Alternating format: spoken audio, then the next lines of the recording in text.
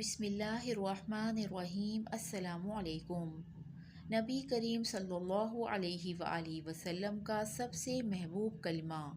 اس کلمے میں ہر غم کا علاج ہے۔ اگر آپ چاہتے ہیں کہ آپ کی زندگی میں خوشیاں ہی خوشیاں ہوں تو روزانہ یہ کلمہ پڑھنے کا معمول بنائیں۔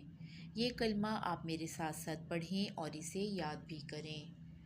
استغفر اللہ ربی من کل ذنب اذنبته عمدا او خطأ سرا او علانیة واتوب الیہ من الذنب الذی عالم ومن الذنب الذی لا عالم انک انت علام الغیوب وستار العیوب وغفار الذنوب ولا حول ولا قوة الا باللہ العلی العظیم۔